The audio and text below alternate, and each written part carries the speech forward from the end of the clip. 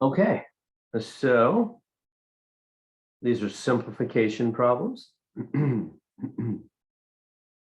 That means I'm going to take this 9 and I'm going to go boom and boom. And I'm going to take this -7. Let me do a different color there. Clarity and go boom, boom. All right, so what do I get?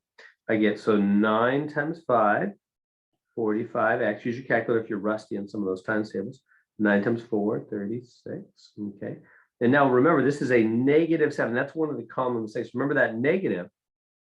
Any sign in front of a number, that's his sign. So that's that negative in front of the 7. That's the 7's negative sign, and that will go with him wherever he may go. So -7 times x is -7x. -7 times 6 is -42. So whenever you have parentheses and something outside the parentheses, you multiply through the parentheses,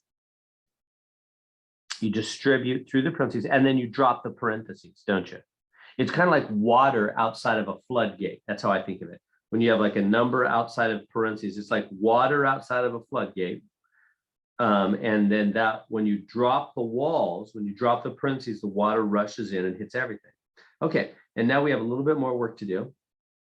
45x and minus, so these are like terms, aren't they? They both have an x, so they can subtract. Just subtract in your calculator. 45x minus 7x is what's that? 38x.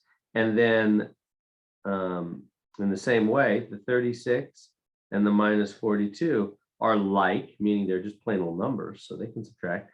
36 minus 42, I think it's -6. And there's our answer. 38x minus 6. It's combined like terms there at the end. Let's try the next one. So it's going to be very similar. So now, what about this minus sign right here?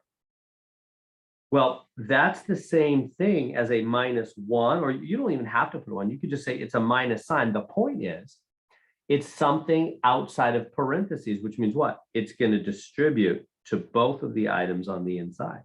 Like we were just saying, anything outside of a parenthesis is like water outside of a floodgate. When the parentheses drop, which they now will, when the walls come down, the water is going to rush in and hit everything. And so what we get is minus 5x minus 1. That negative sign hits the 5x and hits the 1. Okay, and now what about this minus 5? Same thing, boom, boom. Minus 10x plus 20. You see that there? -5 and -4 make plus 20. All right, it's like terms time. These guys are like terms. So they will combine. Minus 5x minus 10x is minus 15x. Remember, positives and negatives are like gains and losses with money. If you lose $5, you lose 5x, and then later you lose 10x, you lost 15x altogether, right? That's bad. So just think that way. Don't try to memorize rules. Just be real. You have logic. Just be real.